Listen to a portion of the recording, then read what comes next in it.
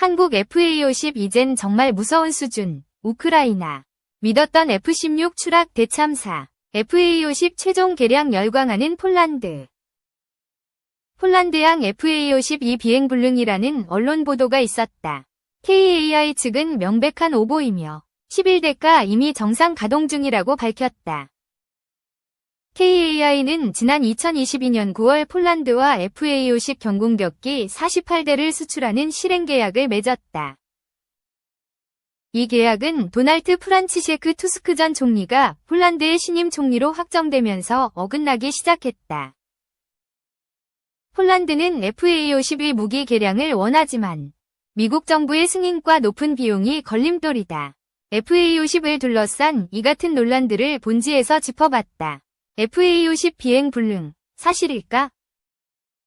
26일자 알파경제 기사에 따르면 윤석열 대통령의 체코 순방 직후 신원식 국가안보실장은 강구영 KAI 사장을 불러 폴란드양 FA50 전투기 일부가 비행 불가동 상태와 해결 방안에 대한 논의를 진행한 것으로 알려졌다.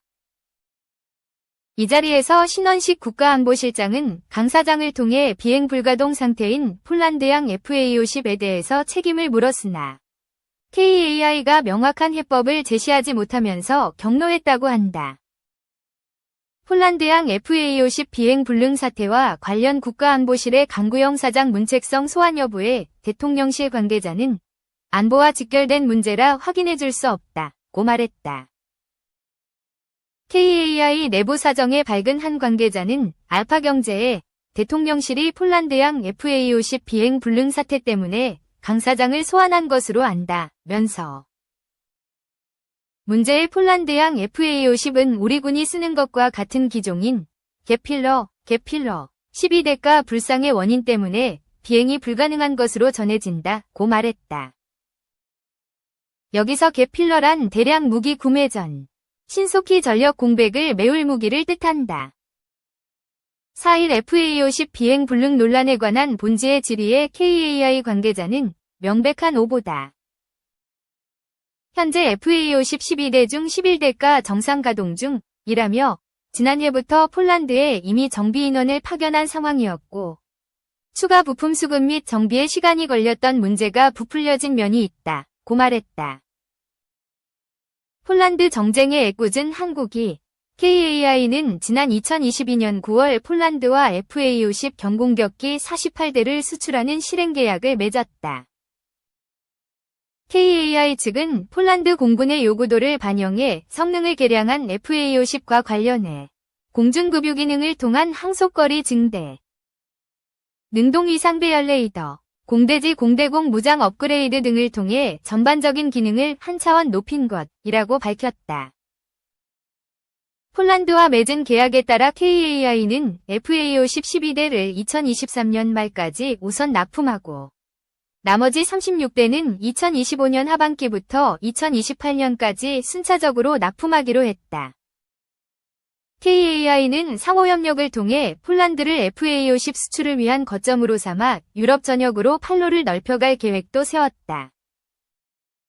안제이 두다 폴란드 대통령은 이번 계약은 6월 마드리드 북대서양조약기구 정상회의에서 대한민국 윤석열 대통령과의 만남 이후 양국의 깊은 신뢰를 바탕으로 단기간에 성공적으로 이루어질 수 있었다며 향후 폴란드에서의 공동협력을 뛰어넘어 유럽, 나토 시장 진출에도 함께할 수 있기를 희망한다고 말했다.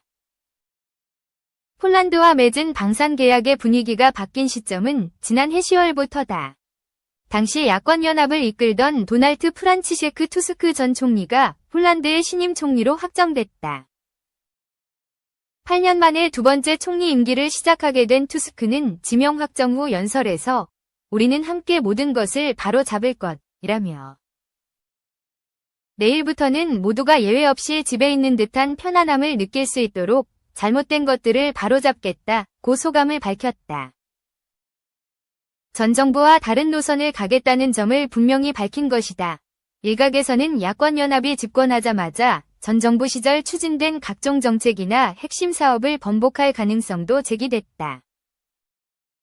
실제로 야권연합의 일원인 폴란드 2050 소속 시몬 호어브니아 하원의장은 현지 방송 인터뷰에서 피스 임시정부가 서명한 합의는 무효가 될 수도 있다. 며 10월 15일 총선 이후 피스는 예산을 쓰지 않고 국가관리에만 권한을 제한했어야 했다고 주장했다. 이런 발언을 두고 로이터 통신은 한국의 방산 수출에도 영향을 미칠 수도 있다는 관측이 제기된다는 분석을 내놨다. 현재 폴란드 연립정부는 전임 법과정의당 정권에 대한 적폐청산을 진행하고 있다.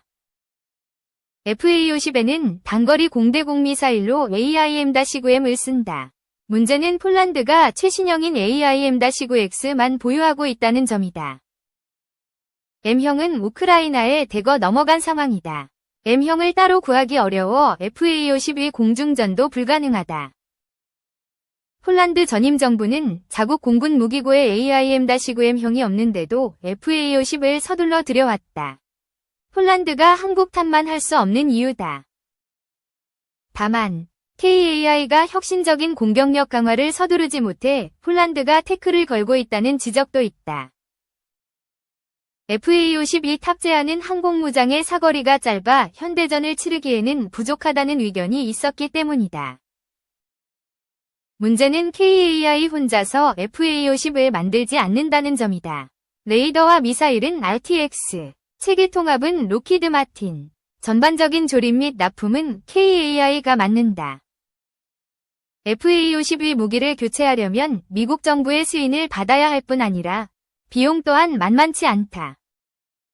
9월 28일자 아시아타임즈 기사에 따르면 업계 관계자는 유럽 수출을 위해 전투기를 저가의 수주에 팔면 팔수록 손해를 보고 있다고 지적했다. FA-50의 저가 수주 논란에 관한 본지의 질의에 KAI 관계자는 폴란드 수출 사업은 사업성 평가를 거쳐 진행된 것이며 당연히 수익성이 있기 때문에 추진되고 있다고 밝혔다. 이런 상황에서 체자리 톰치크 폴란드 국방차관은 지난 9월 12일 현지 시간 의회에 출석해 폴란드와 폴란드군의 이익이 전혀 고려되지 않았다며 한국산 FA-50 경공격기 구매 계약 절차 관련 감사실에 철저한 조사를 요청하겠다고 말했다.